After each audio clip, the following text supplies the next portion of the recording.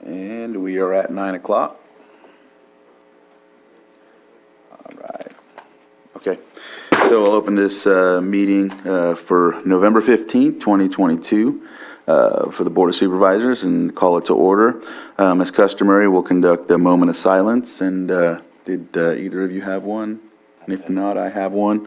So I have one for Homer Webster H.W. Wilson of Nice.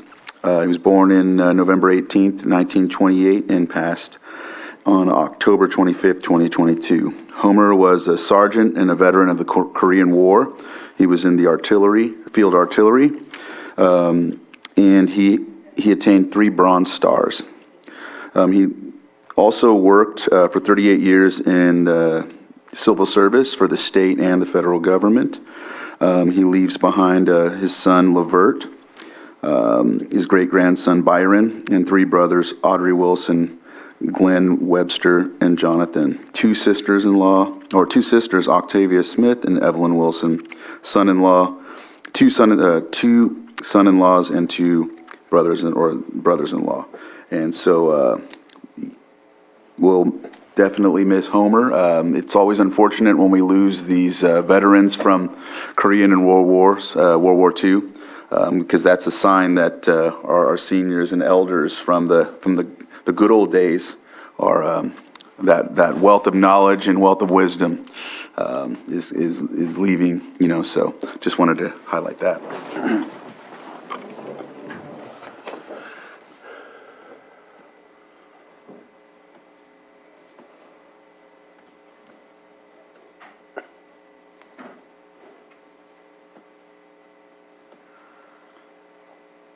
Supervisor Sabatier, can you lead us in the pledge?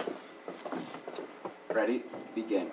I pledge allegiance to the flag of the United States of America and to the republic for which it stands, one nation, under God, indivisible, with liberty and justice for all. All right. Thank you for that.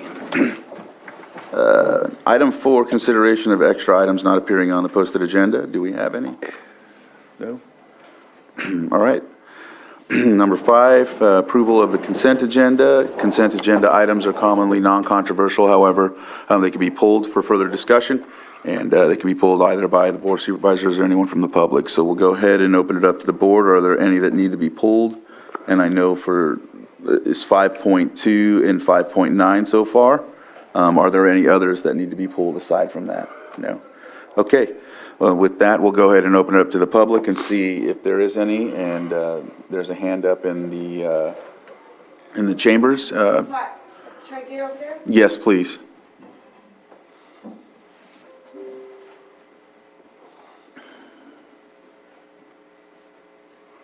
Joan Moss, 5.1. Okay. And 5.1.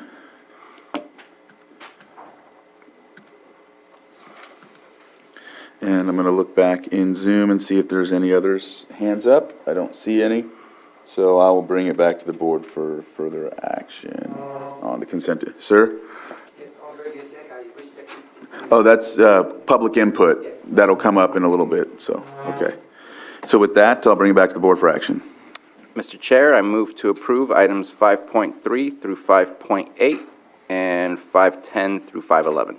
Second. I have a motion and a second. All in favor? Aye. Aye. Opposed? Motion carries 3-0. And so let's see, we're at 9:04. Which one would be fairly quick? 7.2. Okay, let's do 7.2. Consideration of the following advisory board appointments, Lower Lake Cemetery District. And let's see, we have one applicant, and Moak, this is in your district, and so, well, if there's any questions, we'll go from there, but if not. Questions from me? So I'll open it up to the public briefly and see if there's anyone that has a comment or a question on this item for the Lower Lake Cemetery District. Not hearing or seeing any, we can go ahead and bring it back to the board for further action.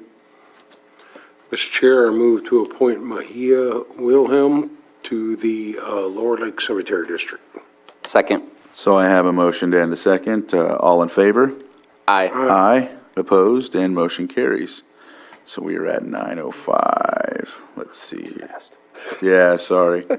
Should've made a comment about. All right. Are any of the consent agenda items quick or probably not? You got 15 seconds. No, okay, good. 15 seconds, and then we'll move on to public input. I didn't know you had a timer like that, Bruno. That's if we're on the same clock. Should be Oh, we are at 9:06, so, next on the agenda is public input, and, public input is open for the public to come up and state something that's not on the current agenda. However, we'll give you 3 minutes after you state your name for the record. Just know that, none of the board members can comment or give insight as to what you're bringing up. However, if there's something that we can help you with in our districts, or if there's a director we can connect you with, we'll do so as well. So as of right now, I have one public input request, Andre Guzek. If you'd like to come up, state your name for the record, and we'll start the clock, give you your 3 minutes. My name is Andre Geziek. So I'd wanted to speak because I think you can make a difference in this item here. I'm the new owner of the Mount St. Helena Vineyard in Middletown. And according to my vineyard manager, we employ at one time or another about 50 people. And, shortly before I purchased, and actually after I did, I met upstairs here, and I was advised to apply for an agricultural preserve. I prepared a complete packet, gave it in June, and I'm told you're not doing that anymore, and I'd like you to maybe reconsider. Here's my challenge. I'm losing money this year. The payment of my crop is less than what I paid to farm it, and I just got a $62,000 property tax bill, which I have to pay. And by the way, I actually paid less money than my predecessor for the land, so that should be reassessed at some point. And I believe the main reason he sold and went to Florida is because of that property tax. As a matter of fact, I did more research. I've been in contact with UC Davis, and they sent me recent figures. And I'm glad to share this with you. And for a vineyard, my size, and recently, it's more about like $300 an acre, and I'm paying $800, so I'm way above that. So it's really hard for me to grow grapes and survive and make a profit. So I've read into the Williamson Act, and I believe that's the very reason it was put into place, so that agricultural properties are not burdened with excessive property tax. And the reality, actually, this piece of land decreased value since 2016, and while everything else went up like crazy in real estate. So I think that's another sign. So while the county thinks maybe hanging on to these taxes is a good thing for your coffers, I think it's a short-term thing, because it's gonna kill the economy and it's gonna kill my farm. And so I hope my plea is met with a positive response. And I still have the application right there, if you will consider it. Thank you so much for your attention. I do have a quick question. When did you buy the farm? January 27, 2022. 2022? Yeah. Okay, thank you. And I will be in contact with you. Oh, thank you so I much. will be in contact with you, and I'll come out and see you at the farm. Excellent. I look forward Okay. to your visit. Thank you All so right, much. thank you. All right. Are there any other people in the chambers that would like to come up for public input? Okay, look online and give a couple seconds to see if there's any hands up. Nice. I raised my hand. No, sorry. Bruno. No. All right, so with that, we'll go ahead and close public input at this time and move on to our next item, which is at 9:15. So we're going to go ahead and fill in something in between then. It's 9:09, and let's see. 5-1. Oh, there we go, 5-1. Approval of continuation of proclamation of the existence of a local emergency due to pervasive tree mortality. Joan, this is something you like to pull, so we'll go ahead and let you come to the microphone, and we'll give you your 3 minutes.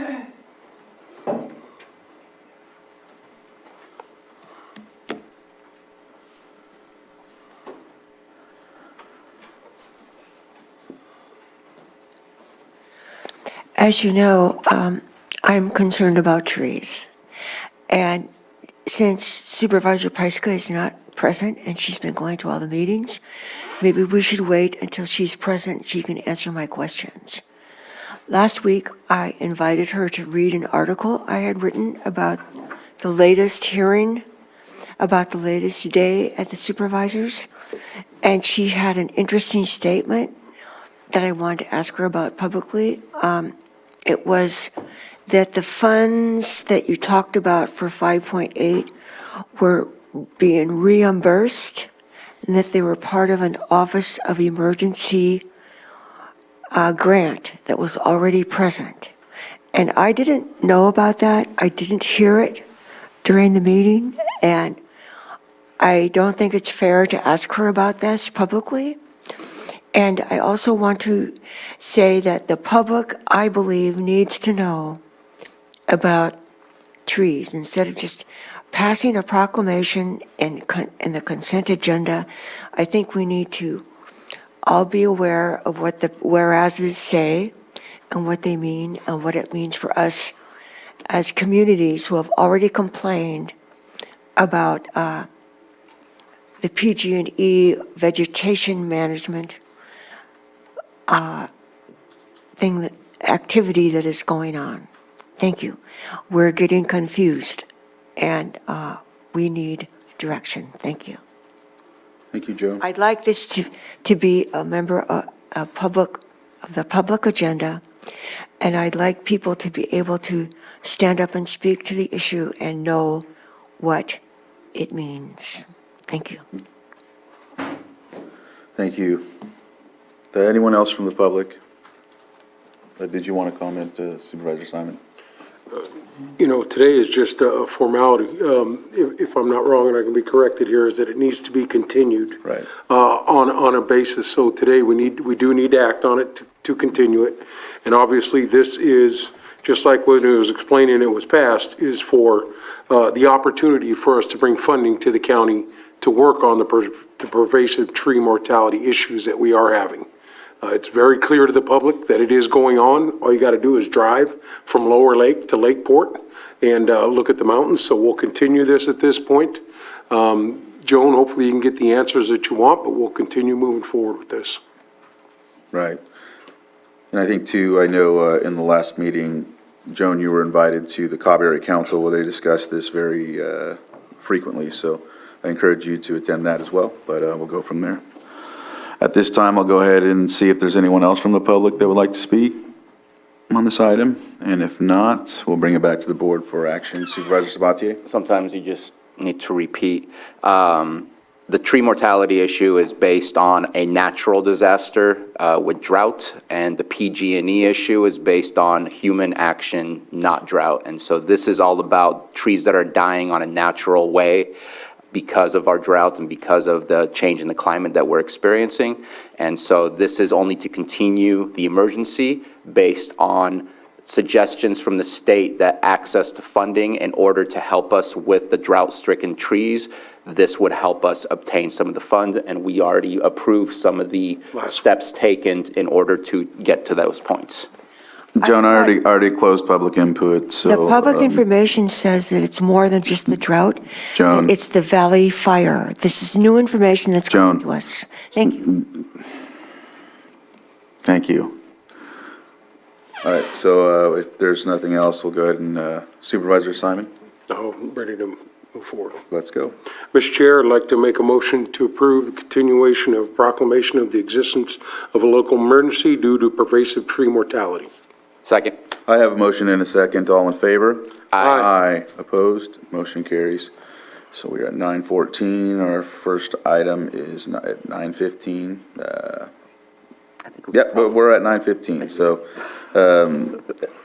this item is a presentation of redesigned County of Lake website. With that, it looks like we have Matthew, is it Matthew Rothstein, who's going to present this item. Yes, good morning, Board. It's an honor to be with you once again this morning, and thank you for this opportunity to present the newly redesigned County of Lake website. So I wanted to just let you know that throughout 2022, county leaders and staff have been hard at work to procure a new content management system, which is the software that helps support preparation of our website content. And the newly redesigned Civic Plus supported website launched this morning, still at https www.lakecountyca.gov. So I'm going to just pull up the website a little bit here on my screen just so I can show you the new design. And members of the public that accessed our website this morning will have similarly noticed that it looks different now. So just wanted to give a sense of what people can expect now and also what is to come in the coming weeks. So what people can expect, what residents who access our website can expect now is a newly designed, more standardized, a newly designed page with more standardized navigation, which is similar to other government websites, security enhancements over our previous content management system, improved ability for departments to directly create and update their own content, much improved public access to advisory board and commission agendas and minutes, greater search engine optimization, and for posted content and standardized accessibility features. So you'll see here on the homepage, we have some navigation buttons here at the top.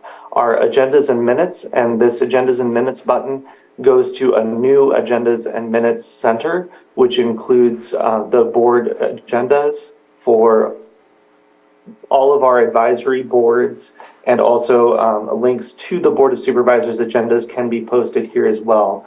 You'll notice that there is a link, there's language and a link at the top that still directs the public to our Granicus Agenda Center. That is still the primary location where our agendas and other agenda related materials are housed.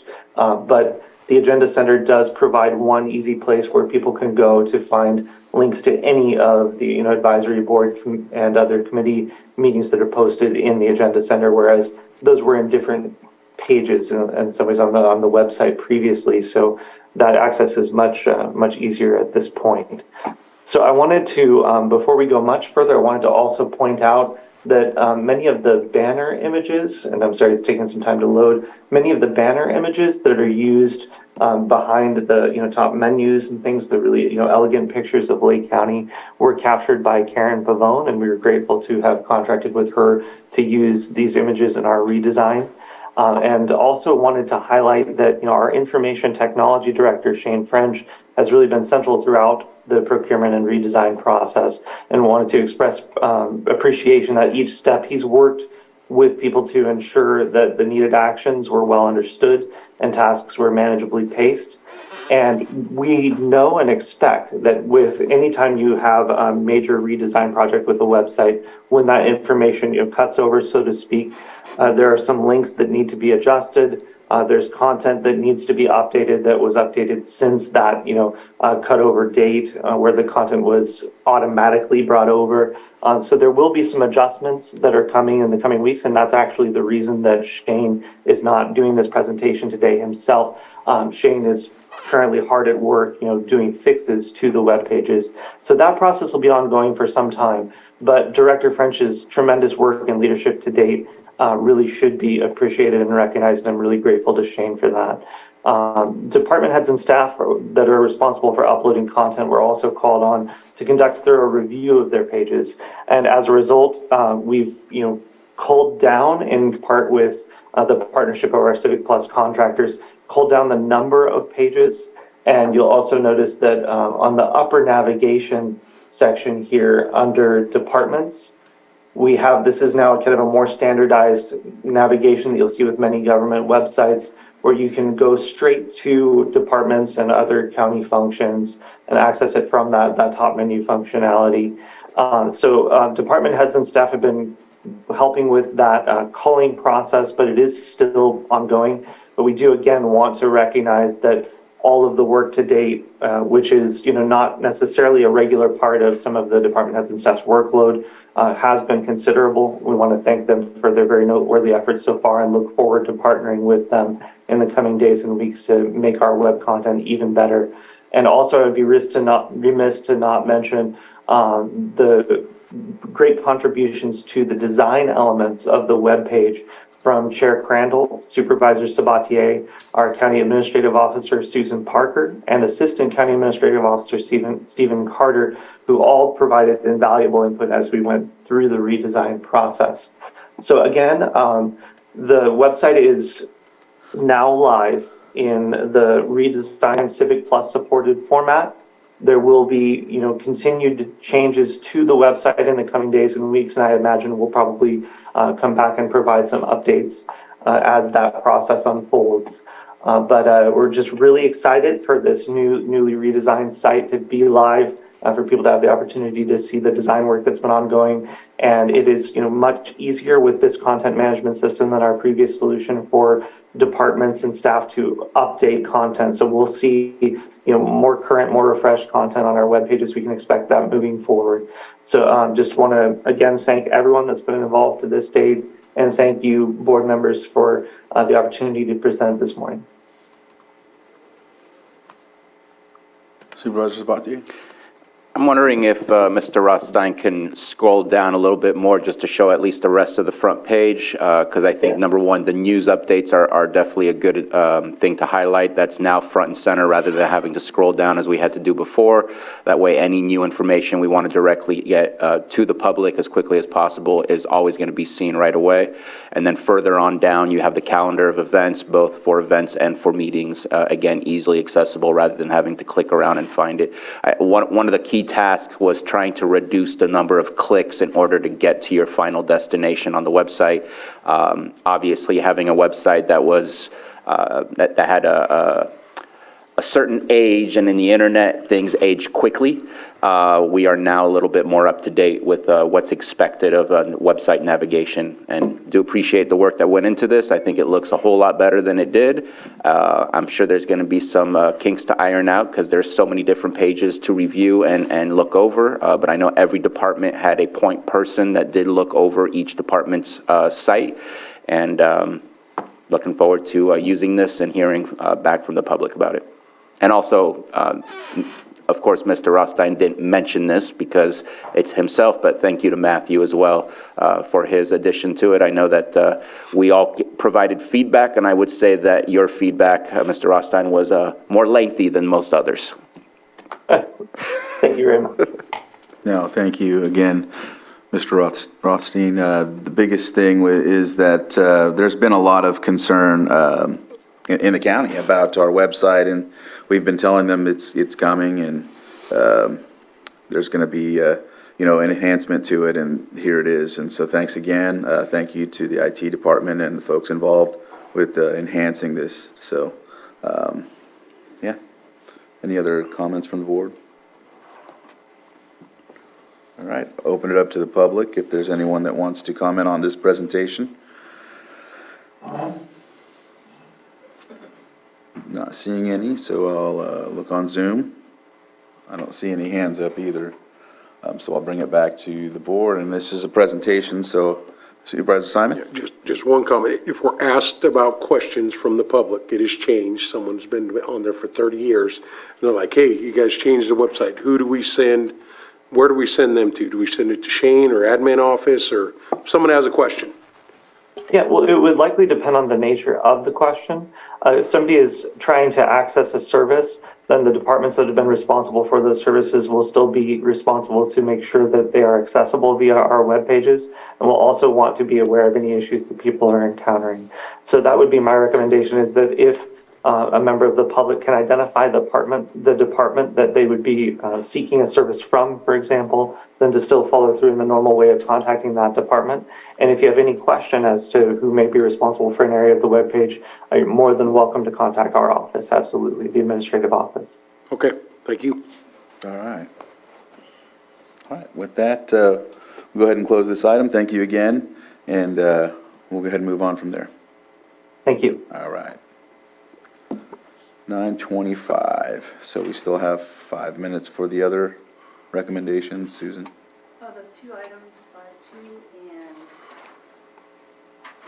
Yep. 9 5.9, Let's do 5.9. are, yeah. that should be pretty quick. Okay, 5.9. Okay. Adopt resolution expressing support for the Lower Lake Light Parade and Street Fair and temporarily authorizing a road closure, prohibiting parking, and authorizing removal of vehicles and ordering posting of signs.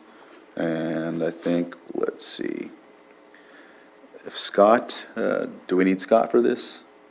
Scott Yeah, DeLeon? but we pulled it, right? Yeah.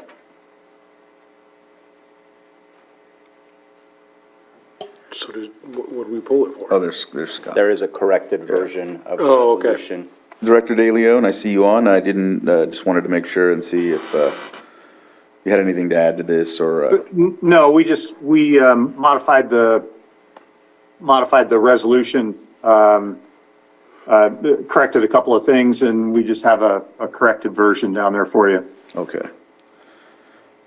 All right, thank you for that. Is there anything else to add? No? All right. Anything from the board? So I'll open it up to the public. Is there anyone from the public that would like to speak on this item?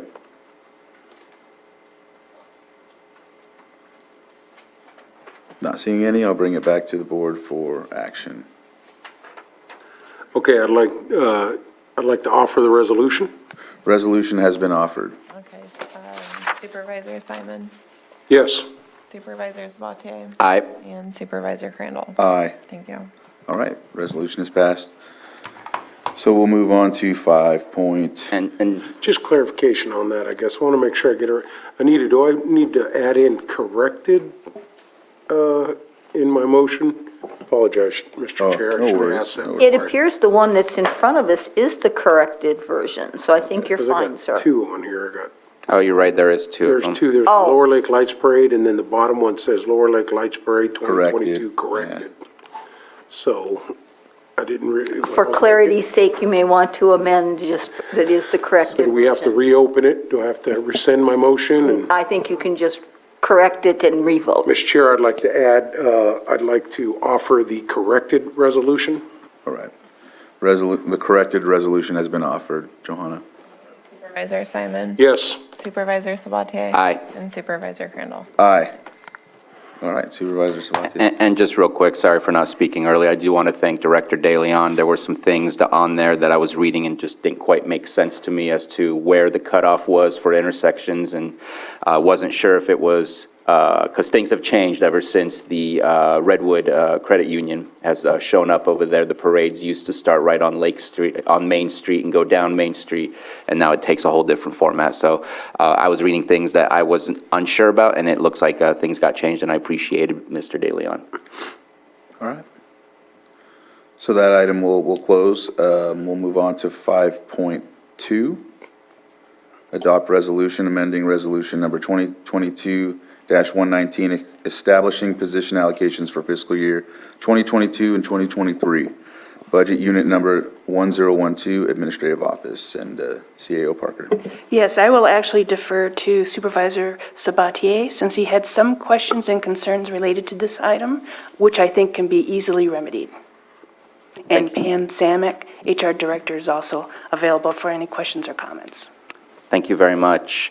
So I was looking at the position allocations that are currently stated for that department, and right now there's a separation between the Chief County Administrative Officer and the Deputy County Administrative Officers, but within the resolution, it combines both those positions, which a Chief County Administrative Officer is different than the Deputy County Administrative Officer 1 or 2. And now it says that there's 4 allocations for any of those 3 positions. And speaking with CAO Parker, the intention is always going to, at this moment in time, is always to have 1 Chief County Administrative Officer, so I'd like to segregate that out into its own category. That way we understand what we're budgeting and what allocations we're creating, and then she has the flexibility of Deputy County Administrative Officer 1-2, not 1-2 Chief. So 1 allocation for Chief County Administrative Officer and 3 allocations for Deputy County Administrative Officer 1-2. I think that's the correction. Okay. Okay, I'm in agreement. Right, if there's nothing else from staff or the board, we'll open it up to the public. Is there anyone from the public that would like to comment on 5.2? All right, not hearing any. I'll bring it back to, Pam, did you have anything to add to this? I see you online. No, I'm just here for moral support. We appreciate that. All right, so with that, looking for action. Mr. Chair, I offer the resolution with the amendments as stated. Resolution has been offered. Supervisor Simon, Yes. Supervisor Sabatier, Aye. Supervisor Crandall. Aye. Thanks. Thank you. Resolution passes. Okay, we are at our 6.3, public hearing, request for hearing appeal by Thomas D. Humphrey, property owner, 13231 Second Street, Clear Lake Oaks, California, APN number 035-412-16. With that, we will give the floor to Director Maria Turner and Code Enforcement Manager Marcus Beltramo. Get used to it. I'm just glad I didn't make the mistake of saying deputy. Yeah, sorry. Good morning. Maria Turner, Director, Community Development. I will turn the microphone over to our Code Enforcement Manager, who will give the presentation today. All right. Oh.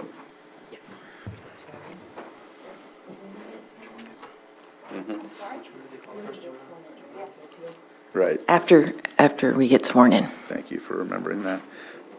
So if there's anybody in the public or that's here on behalf of this item or on Zoom, if you can turn your camera on Zoom and raise your right hand.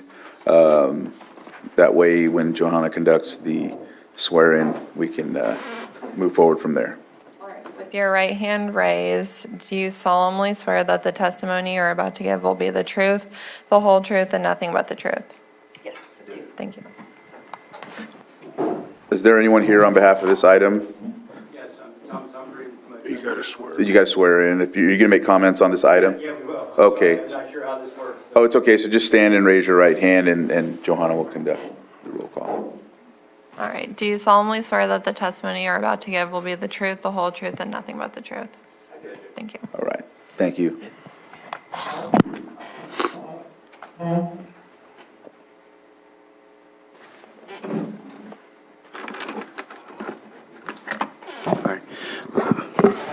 Good morning to the board. My name is Marcus Beltramo. I'm the manager of the Code Enforcement Division within the Community Development Department.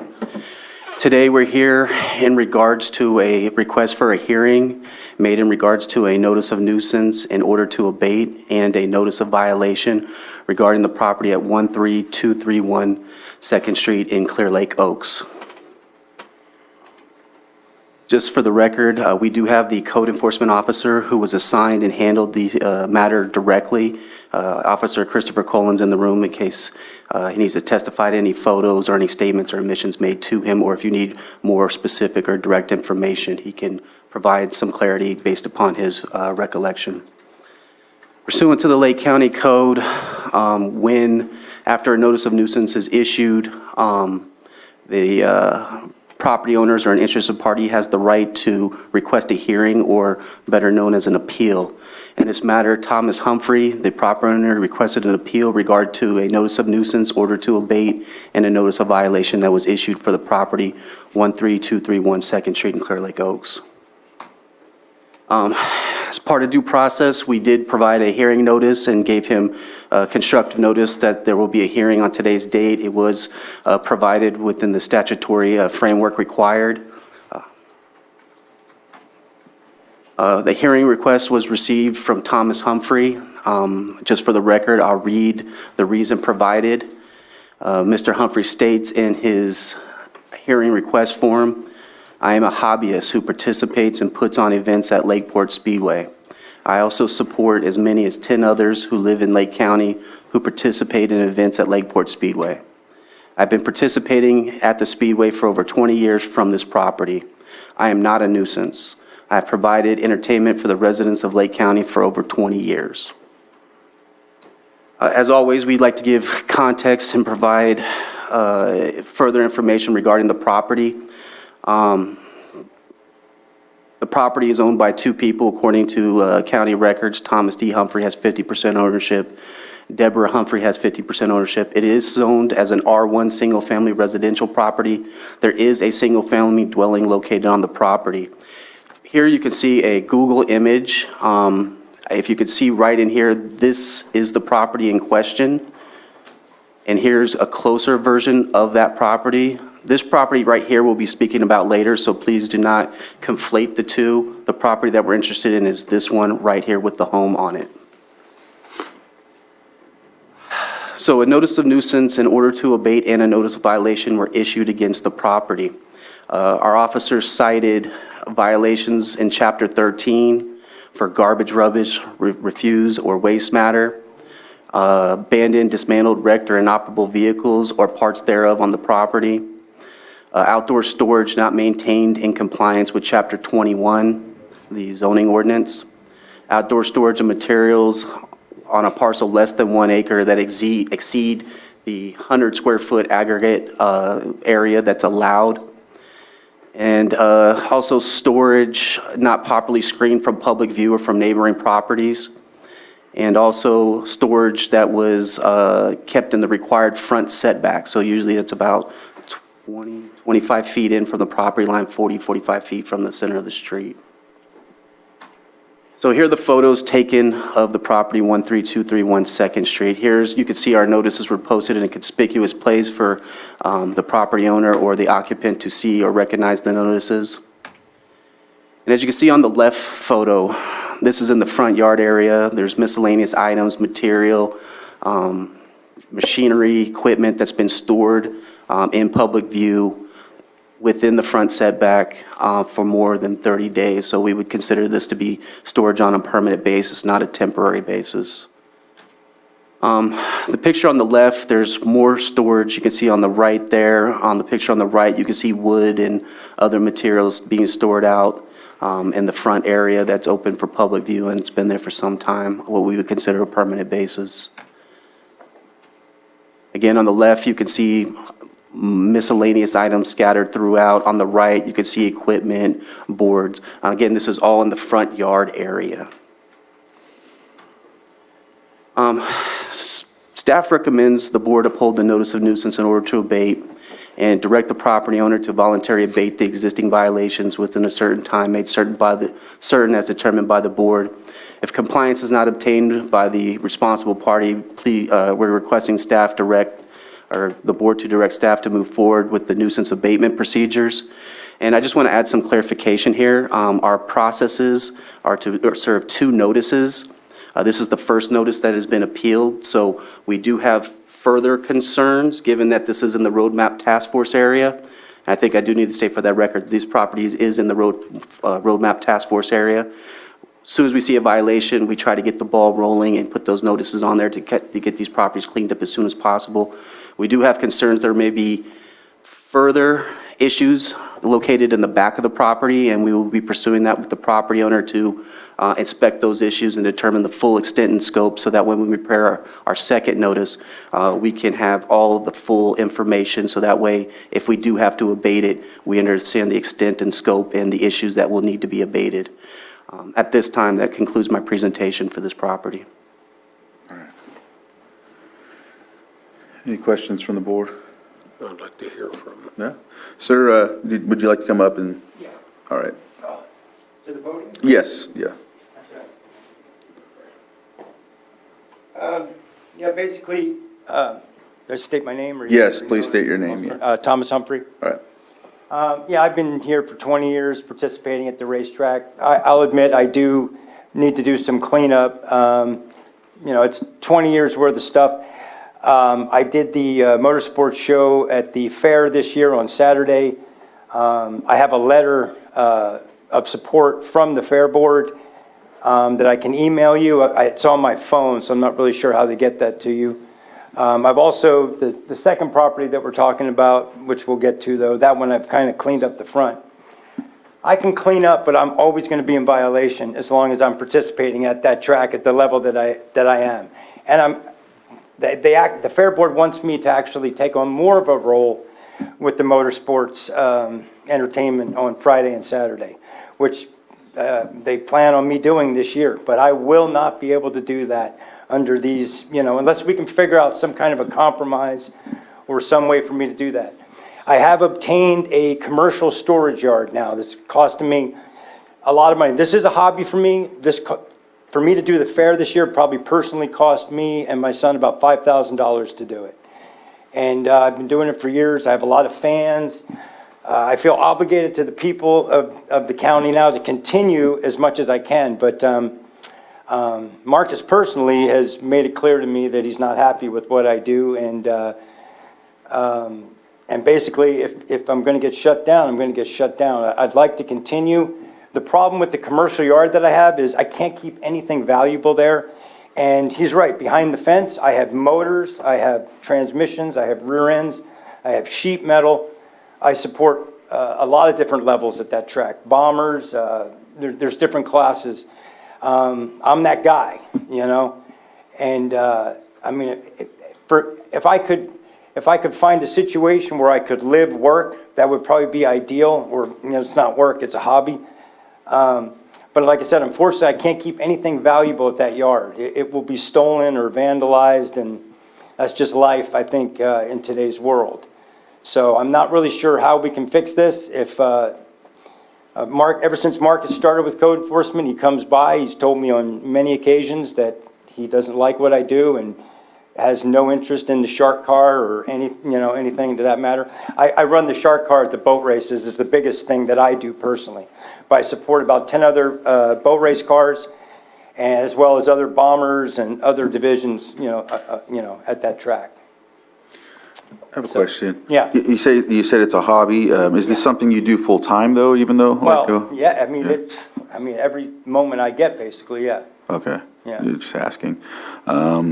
And is this something that's sponsored? I mean, no, okay. Actually, I don't really have any sponsors.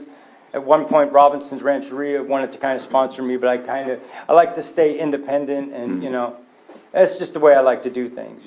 Okay. I'm just asking questions. Yeah. No, that's fine. Yeah. Any other Are you questions? guys personally? Are any of you aware of the shark car or the boat races? I think we talked at the town hall before. Yeah, I talked to you mentioned before. Yeah, and Bruno, you know. Yeah. And you lived down the street from the Odells at one point in Clear Lake, so I know you kind of understand a little bit, and that's a totally different thing than what I do. What I do is a lot, destruction derby, we do all that stuff. And unfortunately, it's hard to find. And a lot of cars that I would like to pick up and use for these events, code enforcement winds up, the county winds up paying to get rid of. And I understand that we have to maintain a certain level of stuff in the county, but, it's getting harder and harder to do these kind of shows, Just a quick question before I give the floor to Supervisor Sabatier. So you use vehicles that are dilapidated and just kind of like, okay. Yeah, old cars, Boats. RVs. Actually, they want to do, I did an RV demolition derby at the fairgrounds years ago. They would like me to do another one, so I'm looking into that. One of the pictures you showed was a rear end out of one of those RVs that I personally, and a lot of what I do too, I consider myself an environmentalist. I try to recycle everything. I have a hard time just taking stuff to the landfill. That landfill mountain is huge now in Clear Lake. And every time I have to bring something there, it crushes me, but. What happens after the race? What happens to the material that breaks down and all of that? Yeah, everything is recycled. I use a dismantler in Sonoma County to get rid of everything, that I have, all the cars, tires, oil. They take everything from me down there. So, but the metal all gets recycled. Unfortunately, the boats from the boat races, there's no way to recycle that. Those go to the landfill, but they're going to wind up there anyway, And I pick up boats, all over the county. And Clear Lake, I do a lot of stuff in Clear Lake, and my yard actually is in Clear Lake. So, but Go ahead, Supervisor Sabatier. I'm not sure how we can solve this. I don't think we can solve this today. Maybe I can come back before the board and we can try to figure something out, but I'm gonna leave it up to you guys. So I apologize for laughing, but No, you can laugh. those boats, there's nothing left by the No, time there isn't. boat races are We over. So there's compact. no recycling, it's pieces. Yeah. I mean, if they could do something with the pieces of fiberglass, that'd be great, but Right. unfortunately they don't. No, the boat races are a unique experience that I hope most people understand and have been to. Jam-packed. I support what you do over there. and I would love to see it keep going. The problem I have is you're in a residential 1 area, and just the fact that you mentioned you have engines and transmissions, there's very specific specifications for like a mechanic's shop to ensure that oils and everything else don't accidentally get spilled in the terrain, and so that it doesn't have any impact on the neighboring areas or just the environment as a whole. Right. And I'm not sure that those things are there, and 100% I'm sure that that's not an appropriate use for that area for an R1. Right. So I love the fact that you have a commercial yard. We got to figure out how to make sure that you can utilize that so you can clear out your stuff. But I think the appeal that we're dealing with today is Right. a slightly separate thing. I will say, on a separate note, I have called the fairgrounds because I'd love for them to help you out. I don't want you to be done with what you do, but we do need you to clean up your area in that residential area. Your community needs it, your neighbors need it. Whether they support your racing or not, it's nice to have a clean neighborhood Oh, yeah, and stuff like that. I will agree. I have a lot of things right now. I had a shop in Clear Lake that I lost to marijuana, cultivation. A lot of the marijuana growers have come into the commercial areas and taken a lot of warehouse space that I could have used. And it was hard for me to get this yard, but, we did get one, and hopefully I can keep it for a while. But when I left that shop in Clear Lake that I had been across from Safeway for years, there was a lot of stuff there that I had no choice but to bring it to my house, But I worked out of that shop for a long time. My wife I'm separated from now, we had a towing business in Clear Lake where we dealt with junk cars. So that helped kind of support my hobby in a way, but now we don't have that anymore, so. But anyway, yeah, hopefully, I know today, this is not really, part of the reason I'm here is being called a nuisance, that hurts, The largest attended day of the fair is the boat race day, and that show has been entirely me for a lot of years. And in no way am I a nuisance to Lake County. I understand that we have rules and we have, codes to help keep, things from getting out of control. There are properties that Marcus is well aware of that need to be addressed. And people are not respecting the environment, doing things they shouldn't be doing. But I'm not that guy. And I kind of resent being lumped into that, And like I said, I've been operating, code enforcement has been to my house before when they understand what's going on, that it's not a place where people just dump cars or whatever, or, it's just a junkyard, an illegal junkyard, then they've kind of given me a little, let me pass. But that day is now, since Marcus has been in charge, has been at an end, or, And I know the new program, obviously that's part of it. But personally, you've made it clear to me that you do not like what I do, and that's fine. But that's one person's opinion. Unfortunately, his job, plays a big role in that. But I'll make one final comment. I know I spoke with Marcus yesterday. Marcus is doing exactly what we've asked him to do, he's told me. which is to hold everyone across the board on the same standard. Because if we allow one place to be like your place, then that means we have to allow every place to be like your place. I think we need to figure out something, because I'm not the only person. There's a lot of other people like me. There's a lot of people that give up on the racetrack because of that. We have this racetrack. It's a great facility for as long as we're allowed to do it, I have plans to increase, right now we have, 3,000 people. We can do 6,000 people easily, I think. And I'd like to have some kind of bring more and more people into Lake County, basically, around that racetrack. That's my goal. And I'm working with other promoters and stuff to kind of do that. But again, I understand why we're here today. And I just hope that maybe there's some way that beyond this hearing today that we can come to some kind of a, way for me to continue. Because it's only benefiting the county, in my opinion. I do have a lot of people that support what I do, and I don't want to disappoint them, and I'd like to continue. My son wants to continue with what I do. Unfortunately for him, I told him, this is, you have so much stuff. Believe me, this is one thing against me. I have other things that also work against this. And this is a hobby. This is something that costs me money. I don't make money doing this. It's not a business. There's no way to make money doing this. So And I think we all have hobbies, we all have things that we enjoy doing. I'm sure each of you have a hobby. If someone were to come to you and tell you, hey, you can't do your hobby anymore, it's hard, you know? But again, I'm not a kayaker, or I'm not, you know, a windsurfer, you know, unfortunately what I do is a little extreme, you know? All right, so with that, did you have any comments or? I'd just like to state for the record that we don't go after anybody personally. It's the property, and we don't label anybody. No one should take the notice of nuisance as that being character description. The issues occurring on the property are declared by statute to be a nuisance, so it's not personal. Again, we want to clean these properties up for the benefit of the community and also for the individuals that live on that property itself, so they have a better quality of life. All right. Is there anyone else that you would like to have speak? Okay. No, we're Okay. Supervisor Simon? I just want to be very clear, we got two of them on here. This is for the front yard photos and stuff we saw. And I just want to back up, you know, what Marcus said. This is something we've asked as a board to move forward with, you know, especially in the Clear Lake Oaks area, for the task force to go in there and look at it. If you just look at the site photos or the site map, looks like there's I'm not just looking at it, there are a few other places around that area. Yeah. You know, it seems to be kind of growing.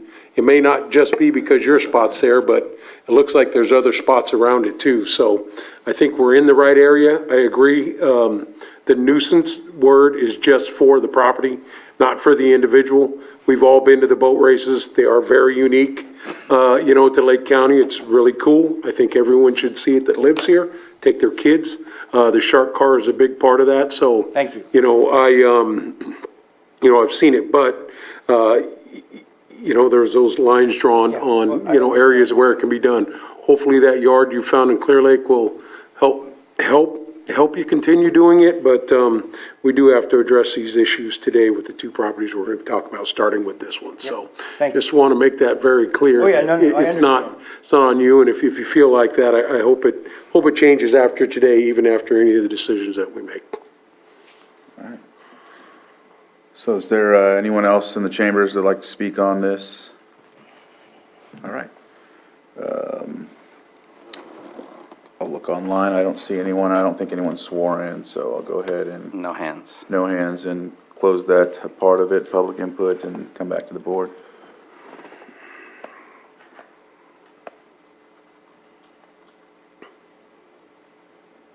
It's in my district, so yeah, it's in my district. Go ahead. Mr. Chair, I move to deny the appeal by Thomas D. Humphrey, property owner at 13231 2nd Street, Clear Lake Oaks, California, for APN number 035-41216. Second.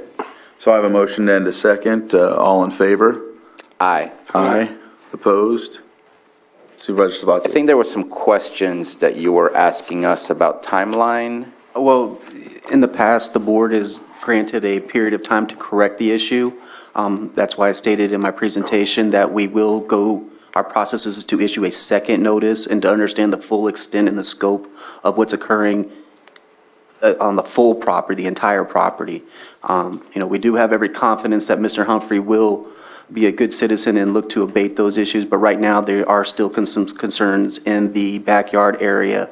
And kind of go into the environmental issues, we do have photos of car batteries being on the ground, so we want to make sure any of those environmental issues are not present, and if there are already batteries on the ground, that they're properly addressed and not, or they have a containment or some kind of buffer between them and the ground, because that's an issue. And there's also tires on the ground too that could be of environmental concern. Again, this property is in close proximity to Clear Lake.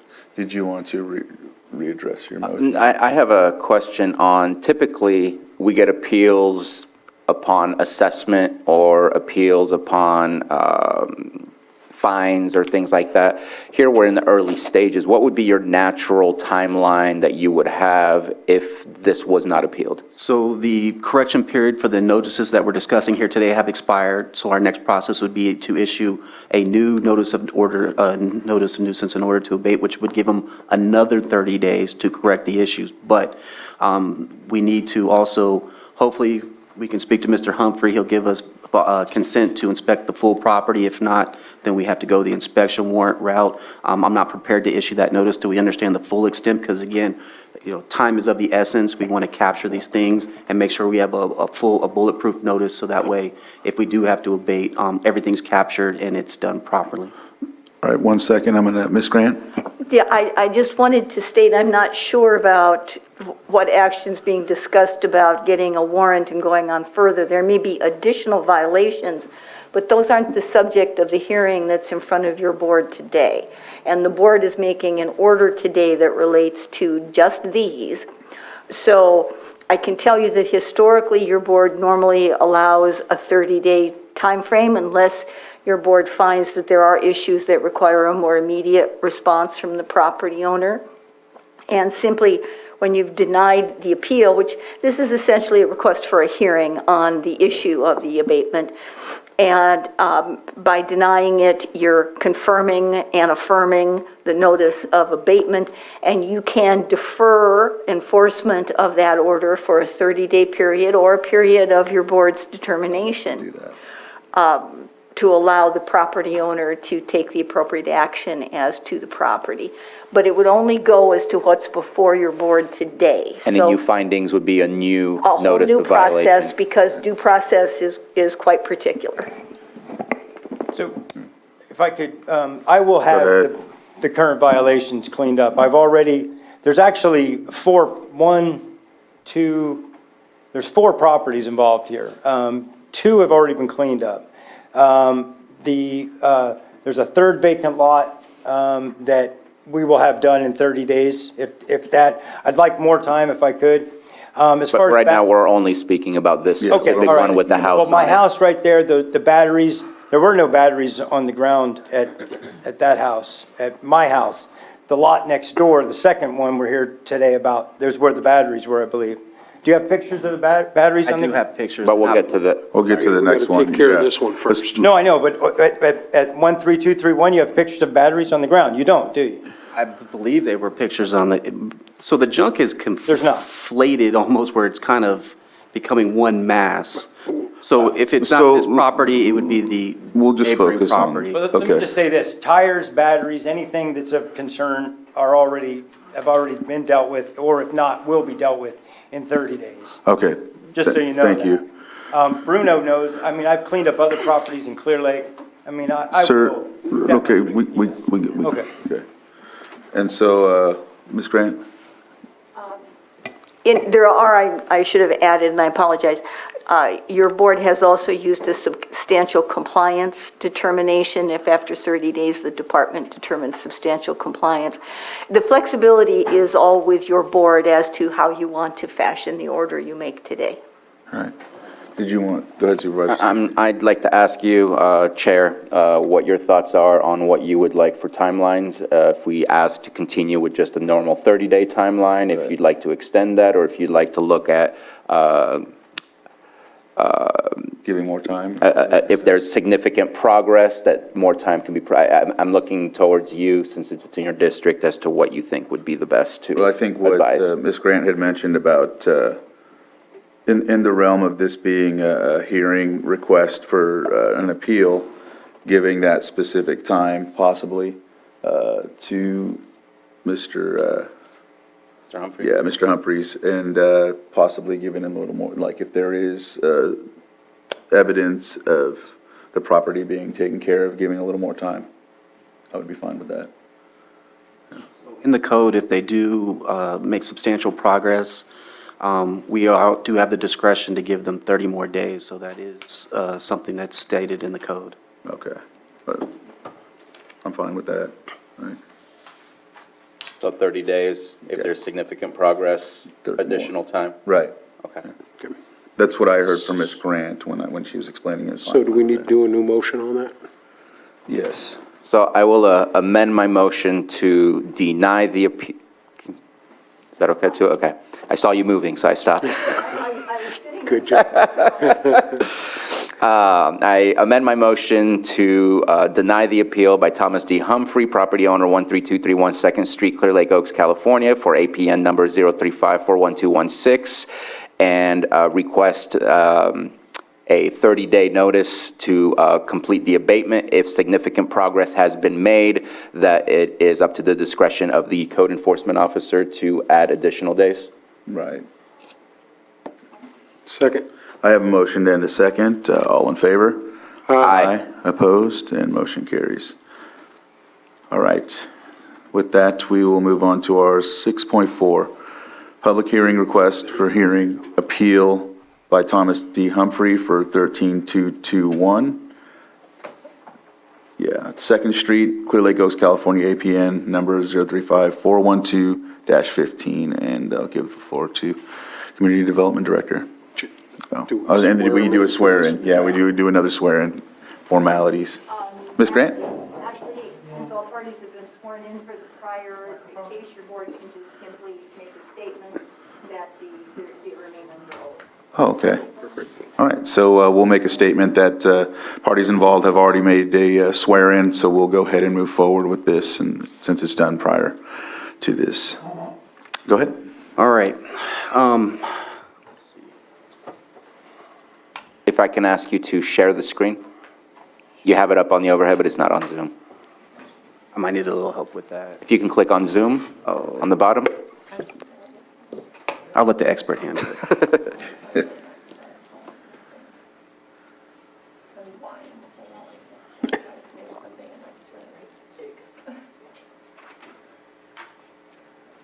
Perfect. Thank you. So we are here again for another hearing request or an appeal to a notice of nuisance in order to abate and a notice of violation issued for 13221 2nd Street, Clear Lake Oaks, California. Not to be, I don't think we need to be redundant here pursuant to Lake County Code. After the issue of a notice of nuisance in order to abate, a request for a hearing can be made. In this case, the request was made by Thomas Humphrey. He is the appellant or an interested party. He is not the property owner. Again, we did provide him a hearing notice. We met the statutory requirements providing that hearing notice so that there was adequate time for him to appear. Again, for the record, I'll just state the reason provided for the hearing request. I'm a hobbyist who participates and puts on events at Lakeport Speedway.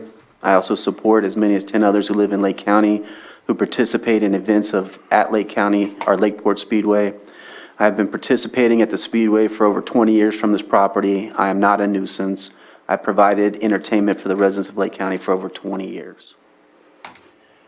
This property is a neighboring property to the one that we just discussed prior. It is a zoned R1, single-family residential. It is a vacant lot. There are no improvements. It has not met its primary purpose of having a single family dwelling on the property. Here you can see a panned-out image of the property, an aerial from Google Earth. And here's a closer image, and you can see there's a lot of congestion occurring at this property here. So a notice of nuisance order to abate and a notice of violation were issued. The code officer cited a violation of Lake County Code, Chapter 21, Article 10, where the property has not met the primary purpose of having a single dwelling on the property. It should be a vacant lot until it merits its primary purposes, and then you can have all the accessory uses. We also cited Chapter 21, Article 68 regarding residential accessory uses, and Article 41, or Chapter 21, Article 41, Section 41.12, Subdivision B, Subdivision 6, of open storage of any inoperable vehicle on the property. I do want to reiterate the main violation here is the fact that they're storing items, vehicles, materials, storage in general on a property that hasn't met its primary zoning purpose first. You have to meet that primary purpose, then you can have the accessory uses that come with it allowed by the zoning ordinance. Here is the property. Again, this is next door to the property we just discussed. As you can see on the left, there is a vehicle that would be considered dismantled or wrecked. There's miscellaneous items. On the photo on the right, you could see more issues being stored on the property, vehicles, equipment, trailers. On the left here, you can see, this is, again, this is from the front. This is from the street view. This is what the community can see. As on the left, you have miscellaneous items. On the right, you can see tires and a wrecked vehicle there. Another photo here on the right over here is another photo of items being stored. And then there's a trailer. And so at this time, again, staff recommends the board uphold the notice of nuisance in order to abate, direct the property owner to voluntarily abate the existing violations within a time made certain as determined by the board. If compliance is not attained, direct staff to move forward with the nuisance abatement procedures. And so that concludes my presentation. All right. Anything, any other questions? Not at the moment. All right. I Mr. mean, I Humphrey? don't want to drag it out anymore, but, so that property, I'm in the purchase of, I was an owner, I sold it. I'm in the purchase of buying it back, or in the process of buying it back. And when I do, I'd like to combine it with 13231, the property next door. I'd like to build a garage there. I'm not going to be able to do that until I get everything cleaned up. I understand that, and I will clean up this property, so, just so you know. I sure hope you And- get to that garage. That would be awesome. Yeah, that would be nice. And like I said, you know, I mean, you can see, you know, there's demolition derby cars, there's a lot of stuff, and cars for the future. I'm not really sure how this is going to work. I will give it my best. You know, like I said, there's only so much I can store, you know, away from my place where, you know, it's at risk of being stolen. Not everything that I have, you know, there's a lot of new parts, carburetors that are super expensive, batteries, you know, fuel, they steal fuel out of the cars. I mean, even at my house, that happens a lot. So, but I do understand now that I do have to clean this up, and it will be cleaned up. As much time as you can give me, I appreciate it. And like I said, this property, I'm not the actual owner of it yet, but I am in contact with the owner, and I should be the owner of it by the end of the year at the most, probably maybe another month at the most. We just have some paperwork to finalize and some stuff, so. All right. Thank you for that. All right, thank you. Any other comments or anything to add? Ms. Grant?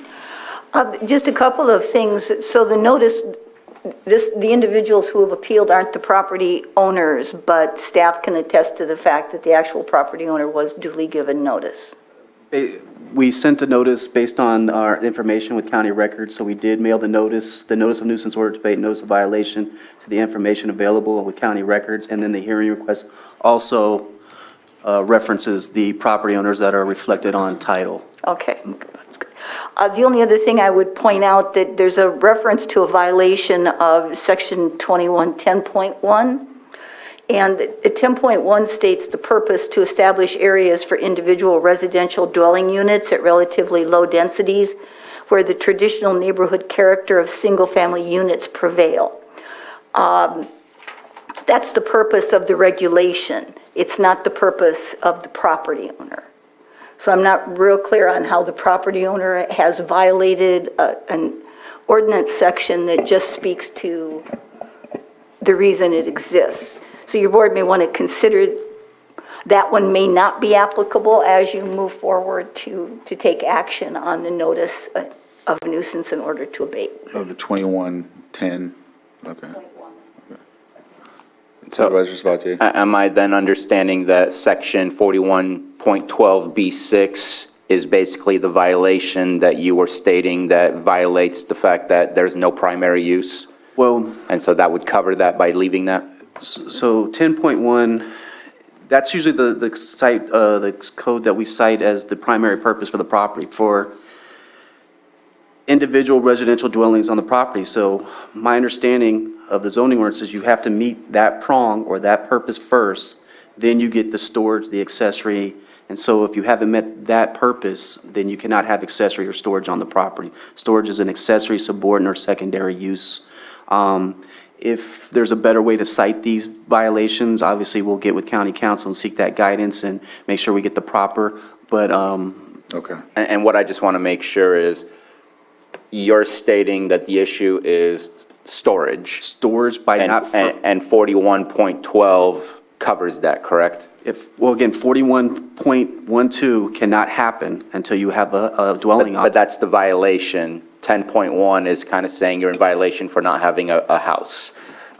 which at that point is, Ms. Grant? The regulations in Article 10 speak for themselves, so it may seem picayune, but it actually isn't, because it's not quite the same as how they're stating it. So I would just suggest that Article 10 establishes the appropriate use of the property owner's actions establish the violations as to that appropriate use.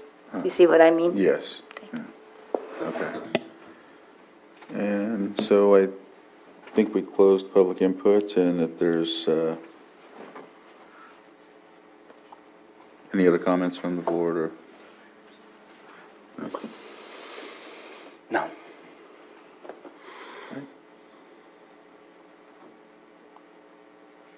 Go ahead. Yeah, you got it right last time, so. Yeah. And I will make a statement, even though I will be making a motion to deny the appeal today. I do want to say to Mr. Humphrey, I am making phone calls. I want Clear Lake to be able to possibly help you. If it's somewhere else that you get the help, that's awesome, but you and I need to communicate outside of this, so I can try to make sure and help you out with continuing what you do in a better location where it's appropriate, so. Thank you. Mr. Chair, I move to deny the appeal by Thomas D. Humphrey for 13221 2nd Street, Clear Lake Oaks, California, APN number 035412-15, with the amendment removing violation 10.1. Second. And continue with a 30-day notice with the discretion of the code enforcement officers to continue if there's significant progress to a later date. Second. I have a motion and a second. All in favor? Aye. Aye. Opposed, and motion carries. Thank you very much for the presentation. We'll go ahead and entertain a break briefly and come back after this. Let's say at 10:15. All right.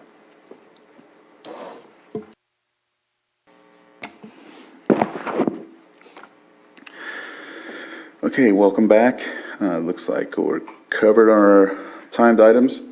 We'll move forward on to our 7.3, consideration of the award of bid number 22-30 for the Hill Road Correctional Facility Tower Electronic Security System Upgrade Project in the amount of $449,900 to R&B Electronics Electrical Contracting, and authorize the chair to sign the agreement and notice of award. With that, we have Lars Ewing here, Public Services Director.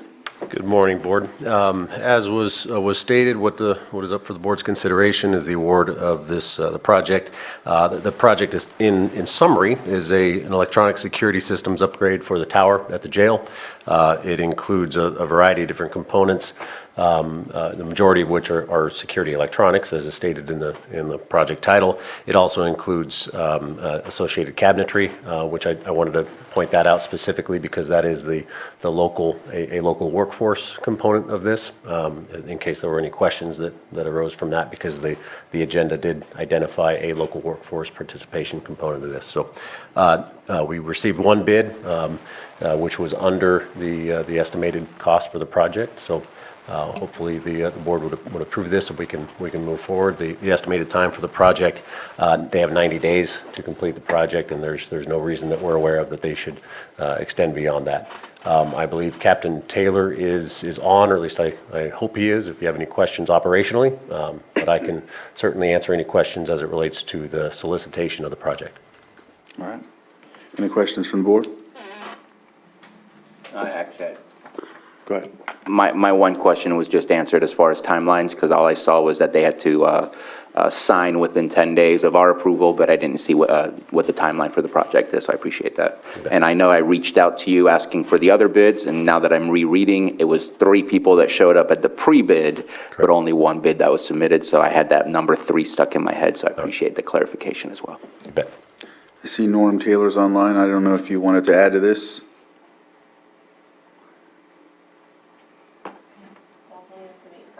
Oh, okay. Okay. Well, I asked him to attend simply if you had any questions. I don't think he had anything of his own to add, but. okay.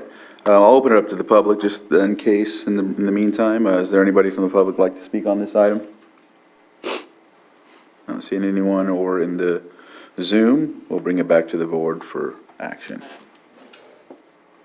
Mr. Chair, I move to award the contract for Hill Road Correctional Facility Tower Electronic Security Systems Upgrade Project in the amount of $449,900 to R&B Electronics Electrical Contracting, and authorize the chair to sign the agreement and notice of award.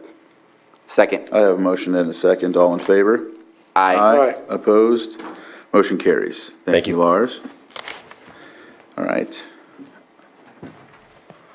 That covers everything on the non-timed items except for the weekly calendars. With that, is there a volunteer to go first? Yeah. Oh. We'll go with Supervisor Simon, then Supervisor Sabatier after. Looks like we're going to finish early today, so I've already set up something with Matthew afterwards to talk about the RA a little bit. Also have LAFCO tomorrow, and then after LAFCO, 1 p.m., I have the AVA Authority meeting. Thursday, I will be in South County. Friday, I have the CAO at 9 a.m. We'll get back on track with that. I just set up a meeting with the gentleman at 11 a.m. who was here for public comment, so I have that set up.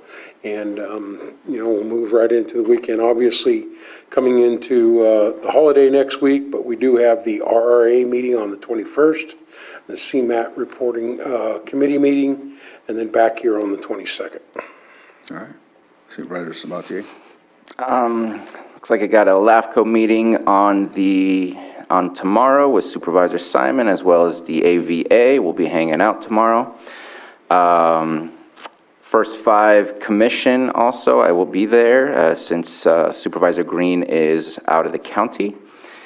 And on Thursday, starting my day early with Judge's Breakfast, and then going to, I believe it's the COC that I'm seeing on here. I seem to have multiple meetings happening all at the same time. Looks like there's also the IFT. So I will have to figure out how we do that, since I know that Supervisor Green, who is the primary for the COC, is also out of the county. So let me get back to that. I have a CSAC board meeting that I'll be tuning in virtually in the afternoon on Thursday, and then going to the city council meeting happening on the 17th. And on the 18th, I have a meeting with special districts to look at some possibilities of changes to the sewer system in District 2 area, and also housing navigation later that afternoon. I don't see anything over the weekend at this moment in time, but I know that my kids will be off all of next week as we prepare for Thanksgiving week off, and meeting with our CAO on Monday and preparing for a meeting that will happen on Tuesday. And actually, let me go back a little bit. I'm sorry. Last week,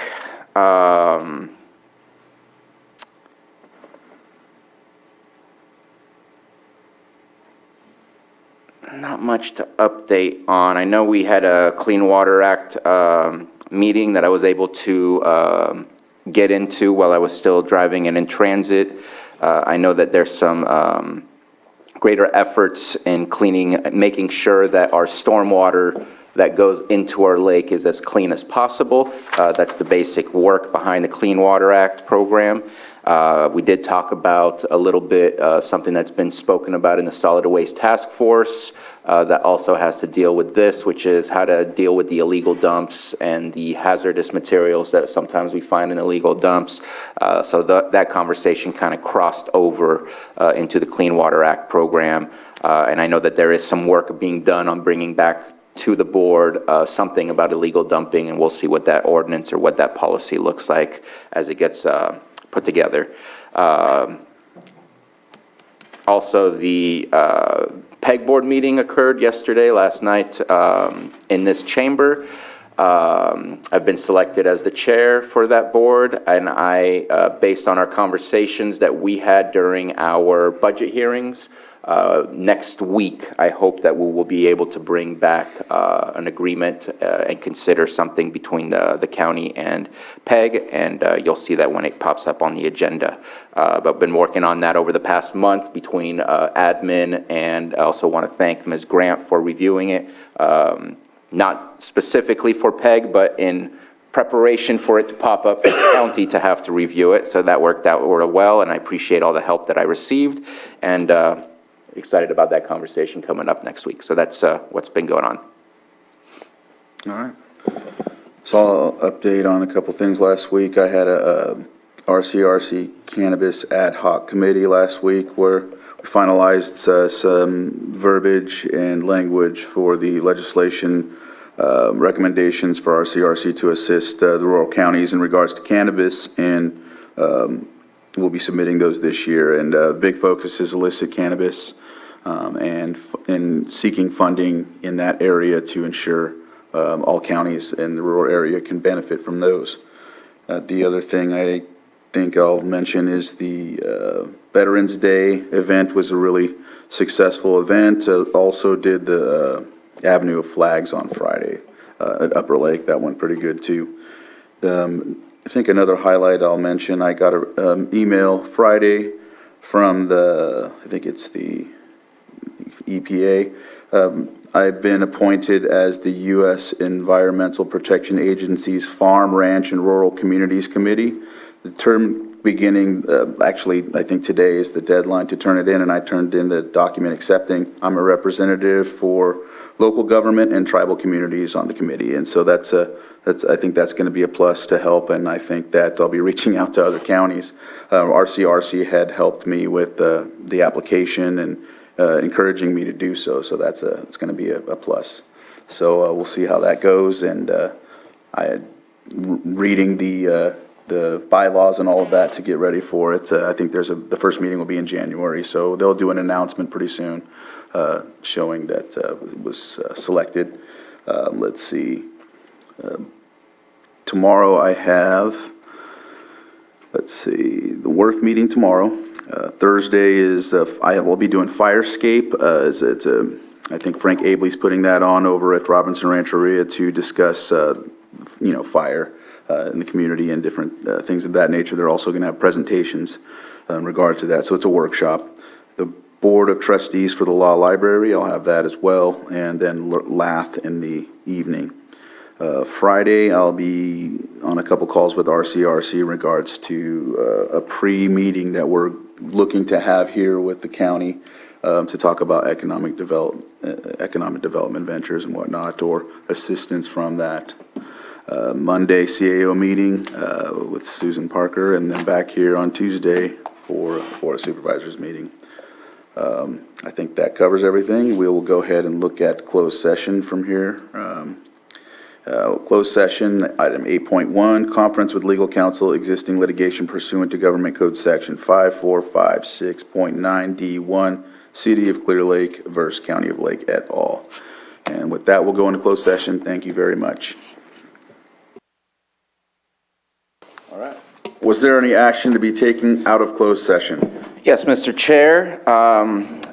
I move to approve the settlement agreement and general release of claims in the matter of City of Clear Lake versus County of Lake et al. And authorize the chair to sign. Second. I have a motion and a second. All in favor? Aye. Aye. Opposed? Motion carries. With that, the meeting is adjourned.